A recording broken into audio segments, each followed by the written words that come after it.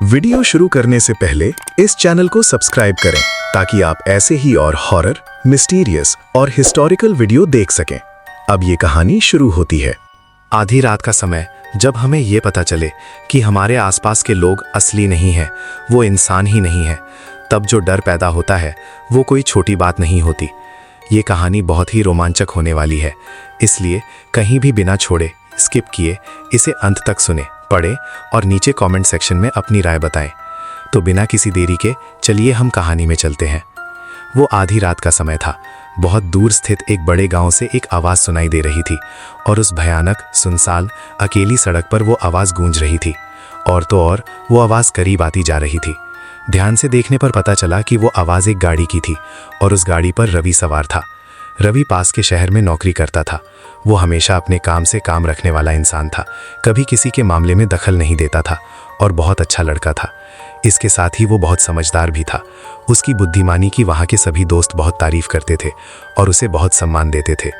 ऐसा रवि जब उस सड़क से जा रहा था तो वो कोई छोटी सी धुन गुनगुनाते हुए आसपास के बड़े बड़े पेड़ों और वृक्षों को देख रहा था। अरे बाप रे, ये पेड़ इतने बड़े क्यों हैं? कितने भयानक लग रहे हैं। न जाने कितने सालों पुराने होंगे और इन्होंने कितने लोगों को देखा होगा। ऐसा सोचते हुए उसने अपनी यात्रा जारी रखी। वो पास के गांव में अपने दोस्त के घर जा रहा था, क्योंकि उसके दोस्त प्रवीण की अगले दिन शादी थी। इसीलिए वो आज रात जाकर किसी काम में मदद करने के इरादे से उसी वक्त निकल पड़ा था। उसे पहले ही जाना चाहिए था, लेकिन कई कामों की व्यस्तता के कारण वो नहीं जा सका। इसीलिए वो आधी रात के समय वहां पहुंच रहा था। ऐसे ही जाते समय तभी रवि को बहुत दूर कोई रोशनी दिखाई दी। बस अचानक उसने गाड़ी धीमी कर ली और मन ही मन सोचने लगा, ये क्या है? इस सड़क पर आधी रात के बाद तो कोई गाड़ियां भी नहीं चलती और ये पूरी तरह से एक गांव का इलाका है ना। ऐसा सोचकर वो उस आती हुई रोशनी को गौर से देखने लगा। करीब आने पर देखा तो वो एक ट्रैक्टर था और उस ट्रैक्टर पर कोई एक आदमी बैठा हुआ था। ओहो, ट्रैक्टर है। ऐसा सोचकर जब वो ट्रैक्टर के बगल से गुजर रहा था, तभी ट्रैक्टर पर बैठे उस आदमी ने अचानक रवि को पुकारा। ओ बेटा, 1 मिनट रुको, उसने कहा। इतना सुनते ही रवि ने अचानक ब्रेक लगाए और उस तरफ देखा। क्या बात है बड़े बुजुर्ग? उसने पूछा। हाँ, 1 मिनट इधर आओ। उस बुजुर्ग के ऐसा कहने पर क्या बात है, सोचते हुए उसने अपनी गाड़ी धीरे से पीछे की ओर ली और उस बुजुर्ग के पास गया। उस बुजुर्ग को देखने पर ऐसा लग रहा था जैसे उसकी उम्र करीब 60 साल होगी। वो काफी अनुभवी व्यक्ति लग रहा था। बताइए काका, आपने क्यों बुलाया? रवि ने पूछा। कुछ नहीं बेटा, तुम कहाँ जा रहे हो? उस बुजुर्ग ने पूछा। मेरे दोस्त की शादी है तो मैं पड़ोस के गांव इरुकापट्टनम जा रहा हूँ, उसने कहा। क्या तुम इरुकापट्टनम जा रहे हो? वो भी इस रात के समय अकेले जा रहे हो? उसने थोड़ी हैरानी से पूछा। हाँ काका, क्या हुआ? रवि ने पूछा। उस बुजुर्ग ने थोड़ा गुस्से से अपना चेहरा बनाया और कहा, बेटा, इस रात के समय उस गांव में जाना उतना अच्छा नहीं है। ये रास्ता बिल्कुल भी ठीक नहीं है। मैं सच कह रहा हूं, तुम आज रात अपने गांव वापस चले जाओ। रात के समय यहाँ वहां ज्यादा देर तक अकेले रहना कोई अच्छी बात नहीं है। उस बुजुर्ग की बात सुनकर रवि को हल्की सी हंसी आ गई। क्या काका, क्या बात कर रहे हो? अकेले नहीं रहना चाहिए? तो क्या तुमने अपने पीछे 2-3 लोगों को बिठा रखा है क्या? तुम भी तो अकेले ही हो ना? ये बात सुनकर वो बुजुर्ग भी थोड़ा मुस्कुराया और बोला, मैं इरुकापट्टनम की तरफ नहीं जा रहा हूँ, मैं तो इधर शहर की तरफ जा रहा हूँ, इसलिए मुझे किसी के साथ की जरूरत नहीं है। लेकिन तुम उस गांव में जा रहे हो, इसलिए तुम्हें निश्चित रूप से किसी के साथ की जरूरत है। नहीं तो क्या होगा? रवि ने पूछा।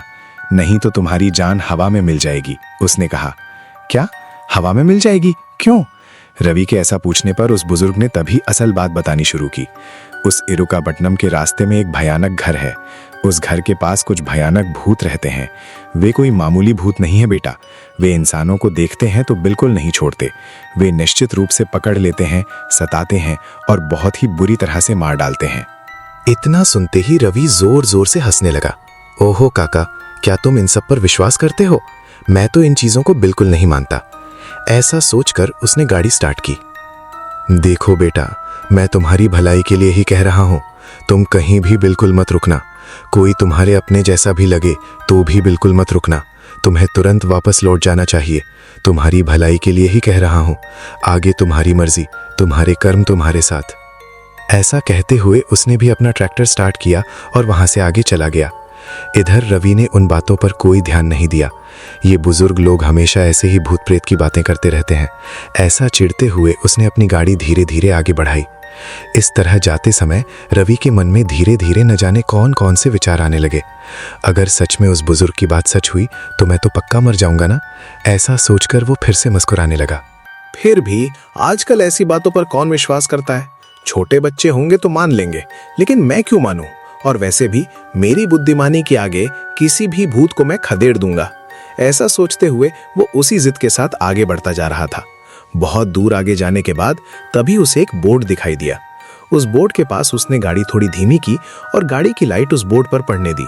देखा तो उस बोर्ड पर लिखा था इरुकापट्टनम 5 किलोमीटर। ये देखते ही उसने सोचा, चलो अब तो करीब आ गया, बस थोड़ा सा और आगे गया तो गांव आ जाएगा। ऐसा सोचकर वहां उस बोर्ड के नीचे लिखे हुए उन महत्वपूर्ण अक्षरों चेतावनी पर ध्यान दिए बिना वो आगे बढ़ गया। उसके नीचे जो अक्षर लिखे थे वे ये थे। उस पर कोई ध्यान दिए बिना रवि आगे बढ़ता गया। बहुत दूर आगे जाने के बाद तभी हल्की हल्की हवा बहने लगी। वो हवा धीरे धीरे बढ़ती गई और एक भयानक तूफानी हवा में बदल गई। वो हवा तेजी से आकर गाड़ी से और रवि से टकराते हुए पीछे की ओर जा रही थी। ये क्या है? ऊपर देखने पर एक भी बादल नजर नहीं आ रहा, तो फिर इतनी भयानक हवा क्यों चल रही है? ऐसा सोचकर उसने अपनी आंखें थोड़ी छोटी की और सामने की सड़क पर ध्यान केंद्रित करके आगे बढ़ने लगा। इस तरह थोड़ी दूर जाने के बाद तभी अचानक से भयंकर मूसलाधार बारिश होने लगी। वो बारिश इतनी तेज हो रही थी कि उसे देखकर ही दिल में कांपन पैदा हो रही थी। हे भगवान, ये अचानक इतनी भयंकर बारिश कैसे शुरू हो गई? ये सोचते हुए रवि किसी आश्रय की तलाश करने लगा कि कहीं छिप जाए।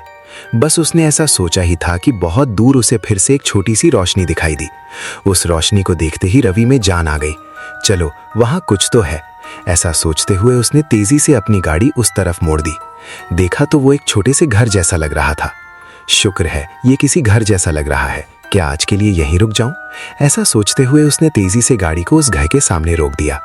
वो जल्दी से नीचे उतरा और घर के पास जाकर धीरे से उस घर का दरवाजा खटखटाया। तभी अंदर से किसी के चलकर आने की हल्की सी आवाज रवि के कानों में पड़ी। चलो कोई तो है। ऐसा सोचने से पहले ही अचानक दरवाजा किर्रर की आवाज के साथ खुल गया। उसने देखा तो अंदर एक खूबसूरत महिला थी।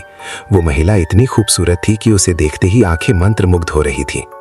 हे भगवान, ये लड़की इतनी सुंदर कैसे है? और वो भी इतने बड़े जंगल के इलाके में। क्या एक लड़की अकेली रह रही है? ऐसा सोचकर वो थोड़ा हकलागे हुए बात कर ही रहा था कि तभी उस महिला ने कहा, आप कौन हैं? इस रात के समय हमारे घर का दरवाजा क्यों खटखटा रहे हैं? उसने जो कुछ हुआ था वो सब हकलाते हुए बताया। मैं अपने दोस्त के घर जा रहा था जी, उसकी शादी के लिए, लेकिन रास्ते में अचानक ये मूसलाधार बारिश शुरू हो गई, इसलिए मुझे कुछ समझ नहीं आया कि क्या करूं, तो मैंने आपके घर का दरवाजा खटखटाया। थोड़ी बारिश कम होने तक मैं यहाँ रुकूंगा और बारिश कम होते ही मैं बाहर चला जाऊंगा, उसने कहा। इतना सुनते ही उस लड़की ने रवि को ऊपर से नीचे तक देखा और कहा, ठीक है अंदर आ जाइए। रवि जल्दी से अंदर चला गया। उसके बाद उस लड़की ने उसे पहुंचने के लिए एक तौलिया दिया। वो खुद को अच्छे से पहुंचकर वहीं कुर्सी पर बैठ गया। बाहर से देखने पर तो ये कोई साधारण घर जैसा ही लग रहा था, लेकिन अंदर से बहुत अच्छा था। वहां मौजूद सारा फर्नीचर बहुत ही सुंदर दिख रहा था। जी, क्या आप यहाँ अकेली रहती हैं या आपके माता पिता भी साथ रहते हैं? रवि ने पूछा। जैसे ही रवि ने ये बात पूछी, उस लड़की ने उसे थोड़े संदेह की नजर से देखा और कहा, उन सब से आपको क्या काम? आप थोड़ी देर यहाँ बैठिए, मैं पीने के लिए कुछ लाती हूँ। ये कहकर वो थोड़ा गर्म पानी ले आई और रवि को दे दिया। रवि ने संकोच करते हुए वो पानी लिया और गटगट पी गया। फिर गिलास नीचे रखकर वो बारिश के रुकने का इंतजार करने लगा। तभी वो लड़की भी आकर उसके पास बैठ गई। और बताइए, आपका नाम क्या है? उस लड़की ने पूछा। मेरा नाम रवि है। और आपका नाम क्या है? रवि ने वापस पूछा। उस लड़की ने जवाब दिया, मेरा नाम प्रणवी है। सच में बहुत अच्छा नाम है, रवि ने कहा।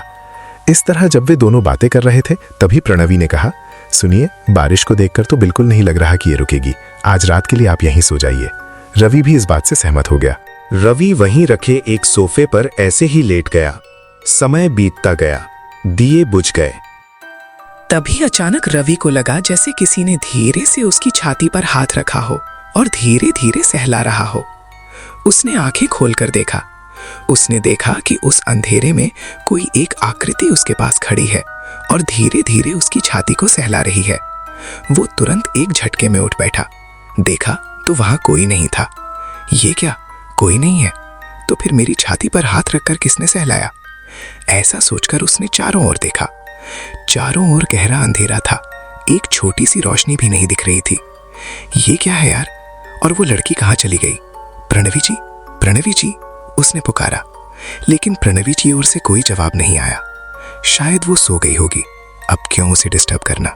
ऐसा सोचकर वो वापस उसी सोफे पर लेट गया और नींद में खो गया। कुछ और समय बीत गया, तभी उसे लगा जैसे उसके चारों तरफ रोने की हल्की हल्की आवाजें सुनाई दे रही हैं। उसने धीरे से आंखें खोलकर देखा।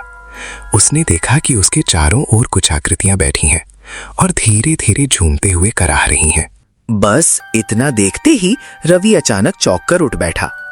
ये क्या है? ये सोचते हुए उसने चारों ओर देखा। उस अंधेरे में उसे ऐसा लग रहा था कि चारों ओर बहुत सारे लोग मौजूद हैं। वो जोर से चिल्लाया, ओए, कौन हो तुम लोग?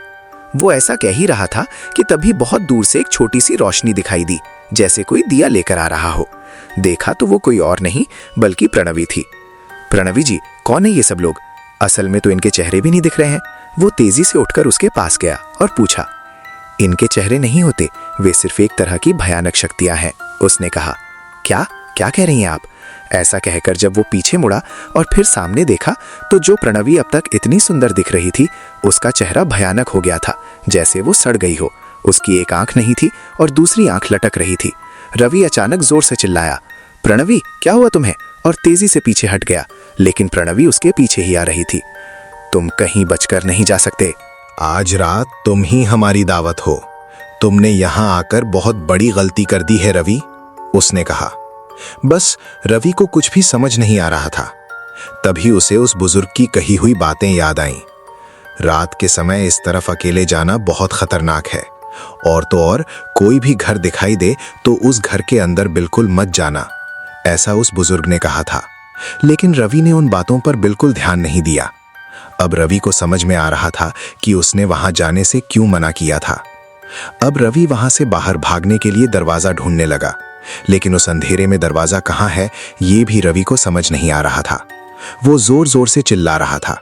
तभी प्रणवी तेजी से रवि के पास आई और उसका गला पकड़ लिया। पास में मौजूद उन भयानक आकृतियों ने उसके शरीर को पकड़ लिया।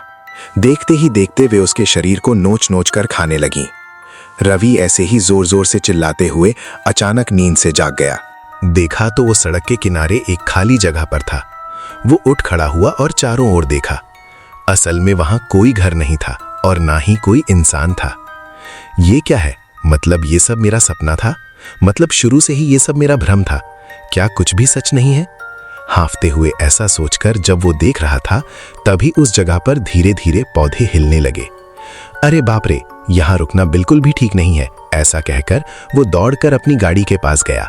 गाड़ी स्टार्ट की और वहां से तेजी से आगे निकल गया। वो उस गांव में तो पहुंच गया, लेकिन उसे ऐसा लगा जैसे उसके पीछे कोई आया हो। उसके बाद वो सीधे अपने दोस्त के घर ना जाकर एक मंदिर में गया। मंदिर में कदम रखने के बाद वो घर गया। ऐसा करने के बाद उसे यकीन हो गया कि उसके पीछे कोई नहीं आया है। असल में उस भयानक घर का सच क्या है, ये जानने के लिए रवि ने उस गांव के कुछ बुजुर्गों से पूछा। उनकी बातें सुनकर रवि के रोंगटे खड़े हो गए। बहुत साल पहले वहां एक परिवार रहता था। वो एक बहुत बड़ा परिवार था। एक भयानक रात में उस घर में मौजूद पूरा परिवार बिना किसी कारण के मर गया। बाद में जो बात पता चली वो ये थी कि उस परिवार पर उनके दूर के रिश्तेदारों ने पता नहीं क्यों, शायद शक्तियों के लिए या संपत्ति के लिए, उन पर काला जादू, टोना टोटका कर दिया था, इसीलिए वे मर गए थे। तब से उनकी आत्माएं वहीं भटकती रहती हैं और जो भी दिखाई देता है उसे डराती रहती हैं, ऐसा सब लोग कहते हैं। उन बुजुर्गों के ऐसा बताने पर, हे भगवान, अब मैं इस रास्ते पर रात के समय कभी नहीं आऊंगा, रवि ने ऐसा सोचा। उसके बाद उसके दोस्त की शादी हो गई। रवि वापस अपने गांव लौट गया। इस तरह उस रात हुई वो भयानक घटना रवि के जीवन में कभी ना भूलने वाली बन गई। तो देखा आपने, ये थी आज की कहानी। ऐसी ही और कहानियों के लिए अभी हमारे चैनल को सब्सक्राइब करें और बेल को ऑल पर सेट कर लें। एक और कहानी के साथ फिर मिलेंगे, तब तक के लिए विदा लेता हूँ।